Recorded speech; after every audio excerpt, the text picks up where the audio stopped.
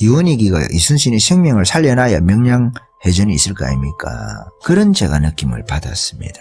그러니까 문재인이가 그 7천량 해전처럼 원균이가 갑자기 당해가지고 막 판옥선 다 불타고 그 노획당하고 전력이 거의 손실이 너무 피해가 큰데 그렇게 문재인이가 만들어 놓은 것을 역전하도록 하는 데 있어가지고 이원익이 같은 역할을 김종인 총괄선대위원장이 할 것 같다, 할 수 있을 것 같다, 저는 그런 희망 섞인 기대를 오늘 보게 되었습니다. 잘한다 이 말이죠. 말 잘한다. 말을 갖다가 큰 칼 쓰듯이 휙휙 휘두른단 말이에요. 그래야 정치인 아니겠습니까?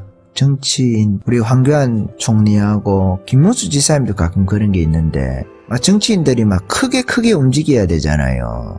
행정하는 사람들은 위에서 오더가 떨어지고 윗사람 항상 눈치를 봐야 되니까. 근데 정치인들은 국민만 눈치를 보고 여론을 이렇게 몰이를 해가야 되거든요. 여론을 몰 수 없는 사람은 정치를 하면 안 돼요. 여론에서 정치가에게는 힘이 나오거든요. 국민으로부터 나온다는 권력이 그 뜻이 그런 거예요. 그래서 여론이 중요한 거예요. 여론을 선도적으로 주도할 수 있어야 정치가가 됩니다. 그래야 국민으로부터 나오는 권력을 위임받을 수가 있어요.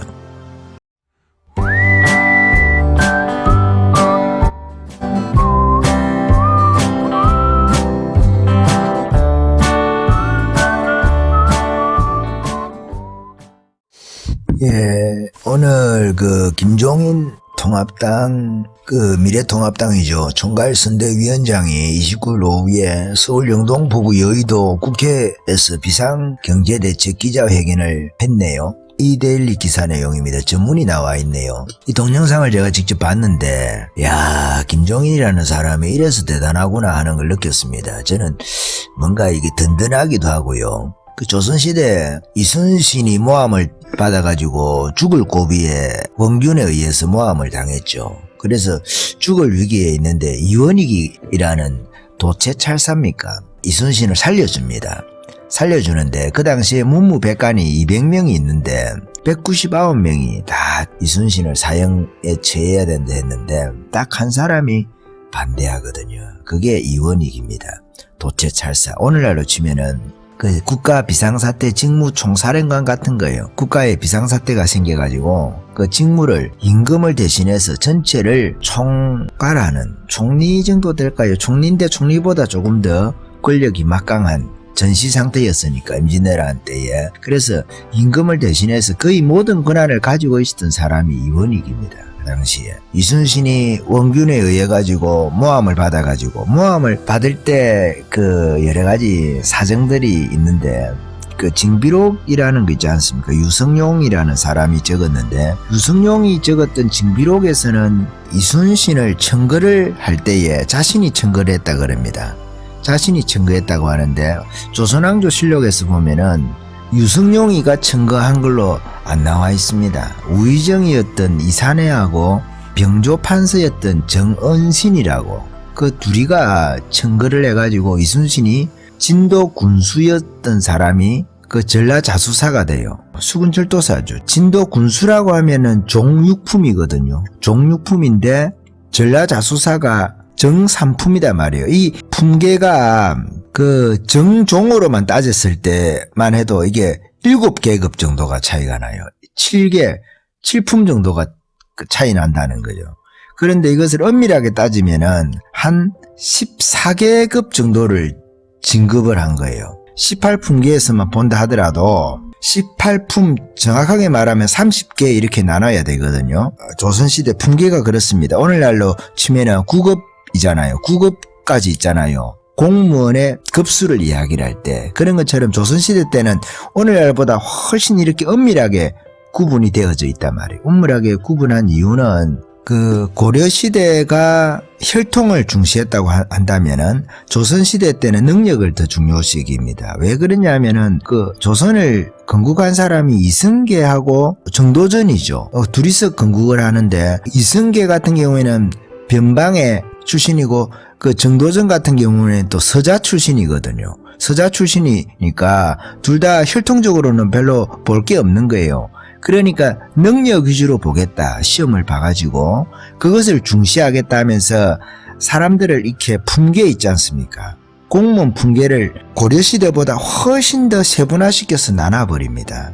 그래서 능력 위주의 사회가 되도록 추구를 했다는 거죠. 그렇게 국가의 조직을 설계를 했다는 거예요. 설계를 했는데 당 상관, 당 하관 이런 거 이야기를 하잖아요. 당 상관이라고 하면은 임금하고 국정을 논할 수 있는 그런 사람이 당 상관입니다. 그러니까 당 하관은 그렇지 않죠. 그러니까 당 상관은 정삼품 이상이 당 상관인 거예요. 이런 사람들은 임금하고 직접 국책을 논의를 하는 거죠. 조회라 합니까? 조회에 참석할 수 있는 사람들이 있거든요. 참상관, 참하관 이렇게 나눠지는데 육급을 기준으로 육품이라고 해야 될까요?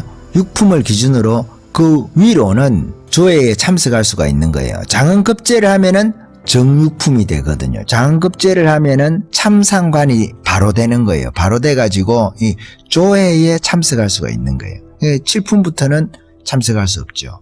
그 이제 차이가 있는 거죠. 그러니까 7품 밑으로는 어떻게 되겠어요? 7품을 포함해서 그 밑으로는 참하관.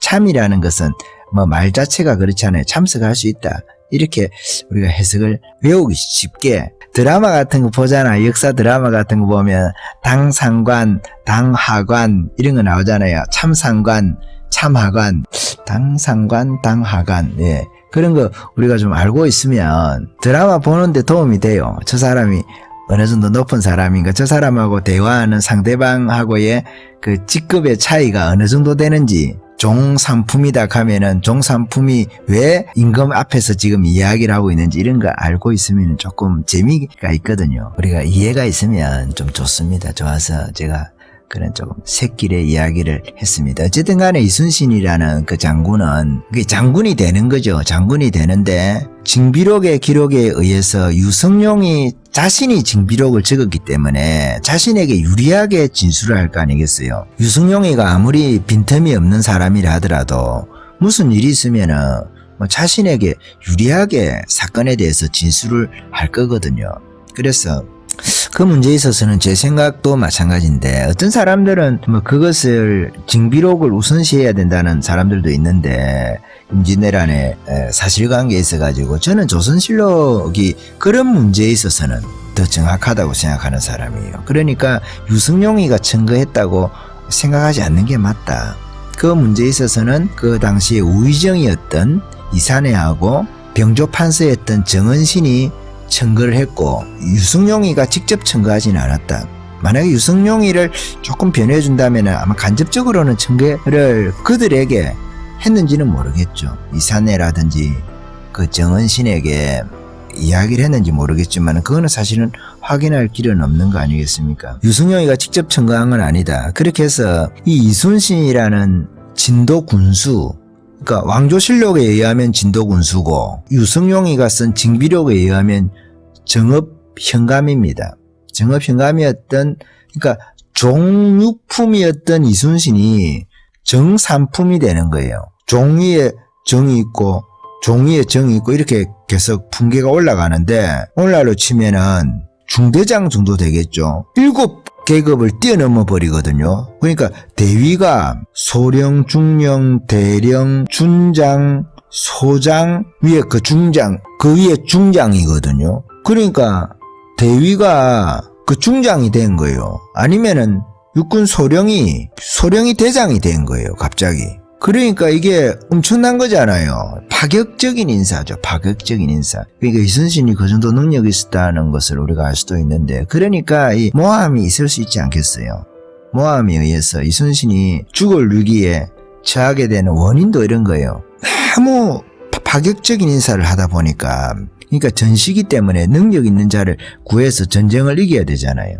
그러니까 진도의 군수의 일종의 대위급이나 소령급밖에 되지 않는 사람을 육군 중장이나 별 3개나 3스타나 4스타를 만들었단 말이에요. 바로 3스타 정도 되겠죠. 뭐 적어도 육군 소장은 되는, 오늘날로 치면은 군단장급으로 만들어버린 거예요. 군단장급으로 만들어버리니까 대대장도 안 되는 사람을, 그러니까 군대는 계급 사원인데 이걸 참기가 힘들었을 거예요. 아마도 그 원균이나 이런 사람들도 마찬가지고. 그러니까 원균에 의해서 모함이 되잖아요. 한편으로 어떻게 보면 뭐 이해할 수 있는지도 모르겠지만 어쨌든 전쟁 앞에서 적을 이겨야 되니까 이 모함으로 이순신이 죽게 되거든요. 거의 죽게 되는데 문무백관들이 다 이순신을 죽이라고 이야기를 합니다. 이때도 유승룡이는 전면에 나서서 변론을 못해요. 공과 사를 구분해야 되는 거 아니냐 정도밖에 말을 못합니다. 근데 이때 나서서 이순신의 생명을 구한 사람이 이원익입니다.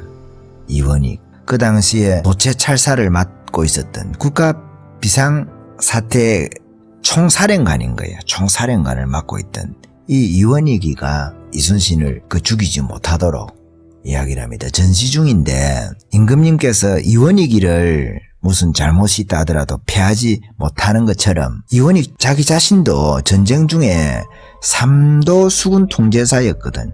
이순신이. 그 이순신을 해임을 못한다. 이렇게 하니까 그 이원익의 말이 선조에게 먹혔습니다. 그래서 선조도 죽이고 싶었는데 그 단념을 하는 거죠. 그렇게 해서 우리가 잘 알고 있는 이순신의 백의종군 이야기가 나오는 거예요. 백의종군에서 원균이 이제 삼도 수군 통제사가 되는 거죠. 이순신의 자리를 깨어차서 하는데 그 왜군이죠. 왜군에 의해서 7,000량에서 기습을 받아가지고 대부분의 판옥선이 불타고 그 노획을 당하는 거예요. 노획을 당하니까 이제 뭐 전쟁에 패하게 됐으니까 다시 패전 때문에 7,000량의 패전 때문에 원익이가 물러나고 이순신이 다시 복귀를 하게 되는 거죠. 그때 이제 배도 없는데 그래 우리가 잘 아는 거 있잖아요. 영화에도 나오고 뭐 신에게는 아직 12척의 배가 남아 있습니다. 내가 죽지 않는 한 적이 감히 우리 수군을 우리 바다를 업신여기지 못할 것이다. 이래가지고 명랑해전 이야기가 나오는 거거든요. 이때 이순신을 구한 사람이 이원익입니다. 이원익이가 이항복이도 모함을 당했을 때 이항복이를 또 살리는데 이원익이가 애를 쓰거든요. 우리가 이순신 이야기를 하지만 이원익이가 없으면 이순신이가 없는 거예요. 이원익이가 없었으면 이순신은 죽으니까. 그 당시에 문무백관이 200명인데 199명이 다 반대를 했다고 하니까, 반대라는 말은 다 죽이라고 했다고 하니까 이원익이를 반대했다 이 말이죠. 유승룡이도 그 당시에 나서지 못했다는 거 아니겠어요. 근데 이 이원익이가 자신이 시찰이라 하나요? 시찰을 하면서 그 군대 사정을 너무 잘 알고 있었던 거예요. 현장을 알고 있었던 거죠. 그렇게 해서 이 이원익이가 이순신이 억울함을 자기가 변호를 하는 거죠. 변명을. 그렇게 해서 백의종군을 하고 권율장군입니까? 그 밑에서 백의종군을 하는 거죠. 그러니까 이게 참 역사라는 게 이순신을 더 기억을 하지만은 사실은 이순신이 있게 되기 위해서는 이원익이가 있어야 되는 거예요. 그렇게 하고 또 이순신이 있기 위해서는 이순신을 청거했던 그 우의정이었던 이산해 그리고 병조 판서였던 정은신이가 있어야 이순신이가 있는 거예요. 내가 무슨 이야기를 좀 하고 싶냐 하면 우리가 김문수 지사가 이렇게 황교안이 그 대통령이 될지는 모르겠지만 저희는 이제 그렇게 기도하니까 황교안이 당대표가 되도록 김문수가 데리고 온 거나 마찬가지거든요. 황교안을. 김문수 같은 경우에는 이순신을 청거한 황교안이 이순신 같은 그런 장수가 될지는 모르겠지만은 그렇게 될 거라고 믿고 기도하고 있습니다. 그러니까 이순신을 청거한 이산의 정은신 같은 역할을 했다는 거죠. 근데 이번에 이제 김종인을 보면서 저는 이순신이 만약에 황교안이라고 하면은 이 나라를 어쨌든 구해야 될 거 아닙니까? 이 좌파 독재에서. 근데 그 통일 한국을 위해서 준비도 해야 되고 생각을 해보면은 제가 김종인이 이원익 같은 역할을 하는 거 아닌가 이순신에게. 그러니까 황교안에게 말이죠. 황교안을 무슨 이순신급으로 그 이야기를 하냐 모르잖아요 아직은. 이제 정치 신인으로서 1년 했는데 아직은 모르는 거거든요. 그리 될 수가 있을지 가능성이라는 게 있지 않습니까? 이번에 공천에서 잡음이 많았는데 이 정도 수습하면 잘하는 것 같고, 또 하나는 김종인이를 영입을 한 것도 황교안이거든요. 황교안이를 영입한 거는 김문수지만은, 그러니까 신의 한 수가 저는 될 수 있다고 생각하는 거예요. 내가 이번에 김종인의 일성 있잖아요. 김종인이 나와가지고 다 이야기를 하는데, 말 잘하더라고요. 기자들을 갖다가 애 다루듯이 가지고 놀더라고요. 기자들이 함정을 탁 파놓고 질문하고 이렇게 하잖아요. 교묘하게든지 우리가 한글내락 하죠. 그런 데라든지 그런 데서 기자들이 질문하는데 이거를 피할 거는 피하고 알릴 거는 알리면서 직접적으로 공격 안 한다는 듯이 하면서도 더 심하게 까는 듯한 그런 이야기들을 너무 잘하는 거예요. 우리가 일갈한다 하죠. 일갈, 경상도 말로 한마디로 조진다 이 말이거든. 그것을 김종인이가 너무 잘하는 거예요. 이야, 그렇게 하고 스케일이 또 큰 거예요. 그래서 저런 분이 대통령을 만드는구나. 저런 사람들이 대통령을 만드는 사람이다 하는 생각이 들더라고요. 그러니까 장수가 나와가지고 큰 칼을 휘두르는 거예요. 황교안이도 장수고 김문수도 다 장수인데 약간 정치가 적이지 않은 측면이 있잖아요. 김문수 지사님도 마찬가지고 황교안도 마찬가지고. 근데 야, 정치인의 말을 보는 것 같더라고. 정치인의 말. 그러니까 약간은 선동적이면서 국민을 위하는 듯 하면서 직접적으로 까지 않는 듯 하면서도 더 기분 나쁘게 좌파를 까는 거예요. 문정부를. 대단한데 내가 그리 생각했어요. 여러분, 그 김종인이 오늘 한 거 있거든요. 총괄선대위원장 미래통합당이 했던 그거 한번 보세요. 기자회견하고 자기가 그 전문이 나와 있을 겁니다. 발표라고. 얼마 길지 않아요. 한 11분 정도 했나? 그 기자 질문을 한 15분 받았나? 그래 봐야 20-30분인데 그 시간인데 그 말을 잘해요. 황교안하고 또 좀 다르더라고요.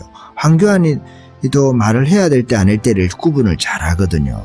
이 말을 안 해야 될 때는 안 해야 되거든. 왜? 함정을 파놓고 OX 중에 아무 답이라도 함정이 다 있는 거예요. O라고 해도 함정이 있고 X라고 해도 함정이 있거든요.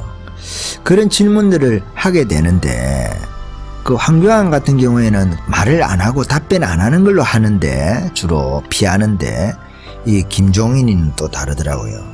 답변을 하면서 역으로 질문을 한 편 있잖아요. 좌파에게 불리하도록 말을 하더라고. 그러니까 이게 그 대단한 거죠. 한편으로는 약간 비꼰다 할까요? 좌파를 비꼬면서 한마디로 쿡 찔러가지고 그 죽여버리는 거 있잖아요. 그러니까 이 애들 싸움하고 있는데 어른이 와가지고 교통 정리하는 그런 느낌이 들었어요.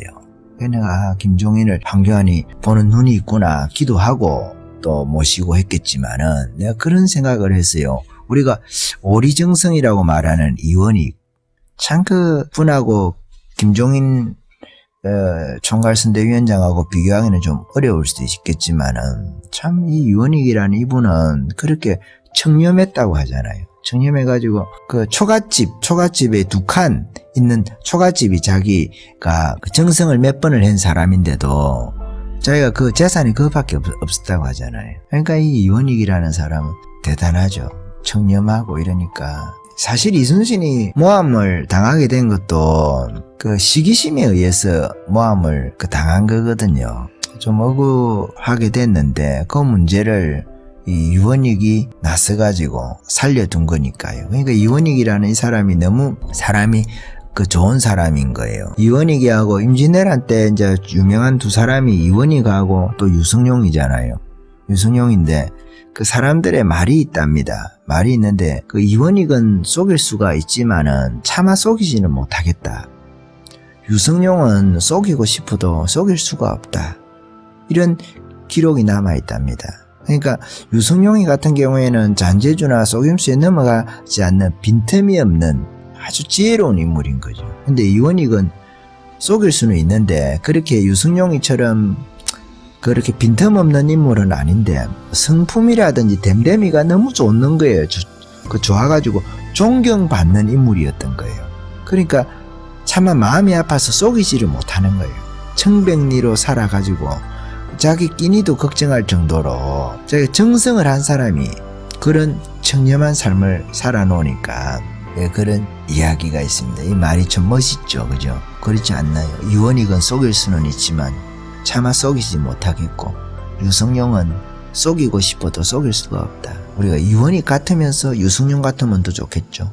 속일 수도 없고 속이고 싶지도 않은 사람이 되면 좋겠죠. 좀 김종인 선대본부장 이야기를 하면서 이원익이라든지 이순신 이야기를 했는데 이 나라가 지금 그렇게 위태하니까 그런 말씀을 드리는 거예요. 그러니까 이런 시국에 이원익도 필요하고 이순신도 필요하고 유승용이 같은 사람들도 필요하고 다 필요한 거예요.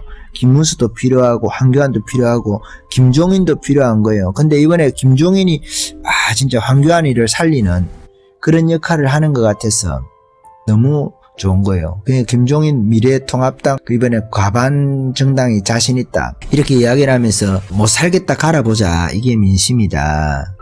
투표만 하시면 된다. 참 말이 간결하면서 핵심을 탁 찔러가지고 이야기를 하는데 여러분 그거 보시면 재밌습니다. 재밌고 아주 당당하다 할까요? 아주 당찬 장수 같다는 느낌이 있습니다. 제가 이 전문을 한번 읽어드리고도 싶은데 여러분 그냥 보셔도 될 것 같아요. 한번 읽어보시고 들어보실 분들은 들어보세요. 재미도 있습니다.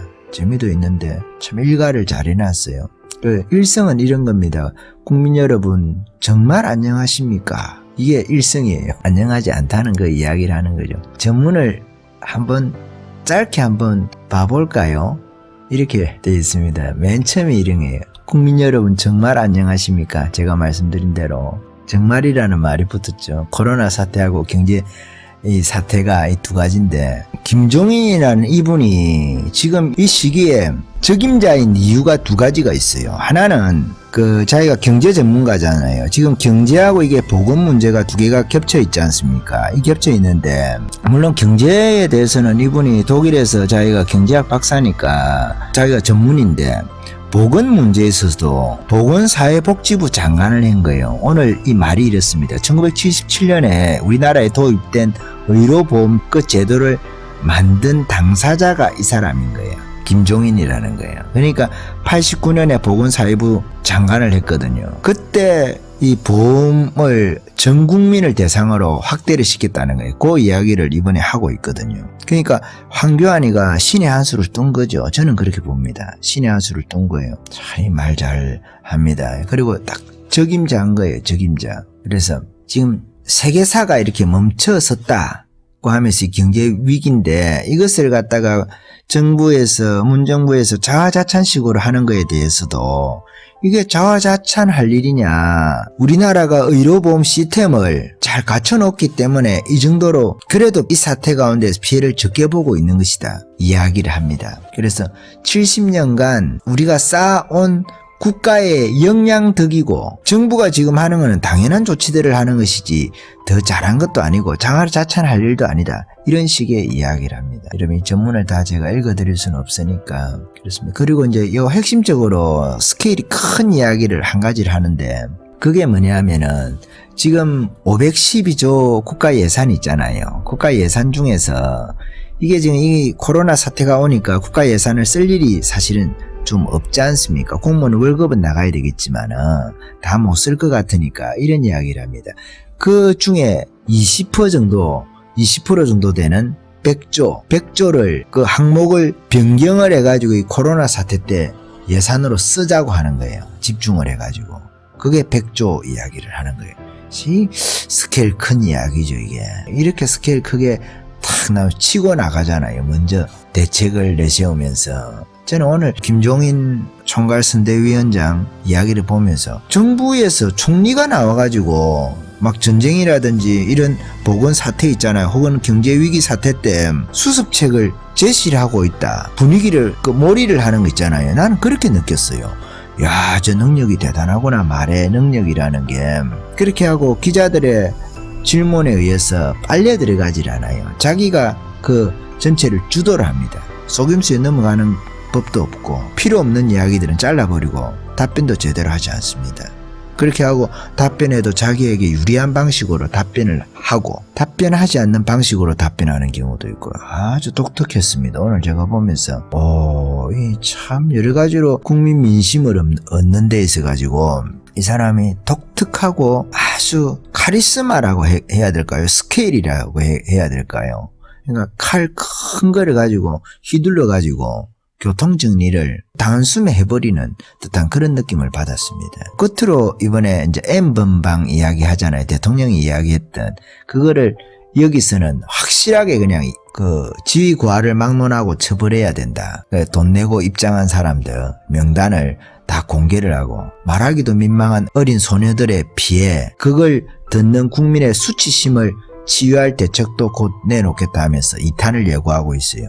그러면서 감사하다 하면서 넘어가는데 야, 그러니까 미리 보기도 할 줄 알고 그 예고편이죠. 예고편도 할 줄 알고 정치적인 감각이라는 게 대단하구나 하는 것을 저는 오늘 느꼈습니다. 그러니까 황교안이 잘 임명했다. 황교안을 살리겠다. 황교안을 살려주겠다. 이원희기가 이순신의 생명을 살려가지고 백은 종문시켜가지고 다시 삼도수군 통제사를 해가지고 신에게는 아직 12척의 배가 있다 했는데 그런 것처럼 아직 우리나라에는 국회가 있다. 4.15 총선 끝나고 나면 아직 우리에게는 국회가 있단 말이죠. 국회의원 숫자 가반수 넘어가면은 아직 신에게는 153명의 국회의원이 있다. 180명 되면 더 좋겠죠. 200명 되면 더 좋겠고. 그렇게 해서 나라를 새롭게 하는데 명랑해전 같은 그런 일을 이 나라에서 좌파하고 전쟁해서 우파 전쟁해서 저쪽이 적군이다 하면은 그런 해전을 치르도록 이 기반을 마련해주는 이원희기가 이순신의 생명을 살려놔야 명량해전이 있을 거 아닙니까? 그런 제가 느낌을 받았습니다.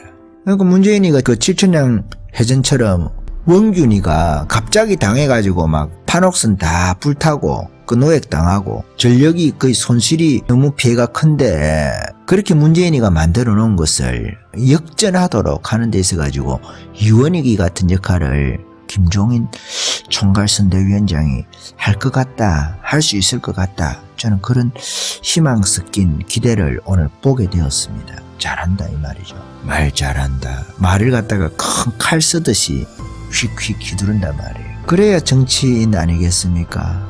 정치인 우리 황교안 총리하고 김문수 지사님도 가끔 그런 게 있는데 정치인들이 막 크게 움직여야 되잖아요. 행정하는 사람들은 위에서 오더가 떨어지고 위 사람 항상 눈치를 봐야 되니까. 근데 정치인들은 국민만 눈치를 보고 여론을 이렇게 몰이를 해가야 되거든요. 여론을 몰 수 없는 사람은 정치를 하면 안 돼요. 여론에서 정치가에게는 힘이 나오거든요. 국민으로부터 나온다는 권력이 그 뜻이 그런 거예요. 그래서 여론이 중요한 거예요. 여론을 선도적으로 주도할 수 있어야 정치가가 됩니다. 그래야 국민으로부터 나오는 권력을 위임받을 수가 있어요. 그리고 우리가 국민들이 잘못 위임한 사람도 끌어내리고 해야 될 거 아니겠어요. 그래서 김종인 총괄선대위원장 이야기를 하면서 조금 내 이야기가 좀 비약적일지도 모르겠어요. 이순신하고 이원희 이야기를 하고 유승용 이야기를 해서. 그렇지만은 그런 면이 있다는 거예요, 여러분. 그래서 장수를 잘 뽑았다.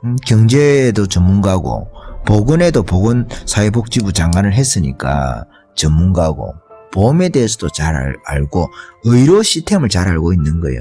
이런 사람이 적임자거든요. 이런 사람을 볼 수 있는 눈이 황교안에게 있다는 것이 이게 희망이 보이지 않습니까? 저는 김종인을 보면서 또 한편으로 황교안에게 희망이 있다. 이런 생각을 하게 되었습니다. 사람을 볼 줄 아는 눈이거든요. 적재적소에 사람을 쓸 수 있는 능력. 그래서 저는 오늘 참 기분이 좋았다고 할까요? 뭔가 선거하는 듯한 기분이 있잖아요. 뭔가 제대로 된 선거를 한판 하는 것 같다. 싸움을 할 때도 그런 거 있잖아요. 막 총성이 나고. 그럴 때 우리가 위기감을 느끼는 거잖아요.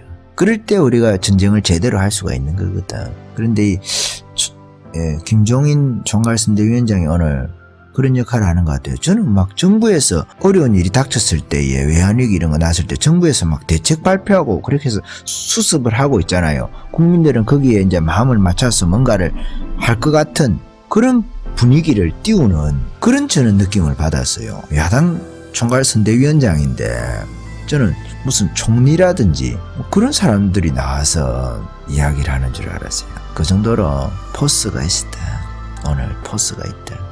이게 1탄이거든요. 김종인의 일갈은 이런 겁니다. 국민 여러분 정말 안녕하십니까? 정말이라는 이 한마디가 여러 가지를 함의를 갖고 있는 거죠. 문재인을 까는 그런 거거든요. 그래서 여러 가지로 또 내용들이 있지만은 그 내용을 한번 들어보시면 좋겠다는 말씀을 드립니다.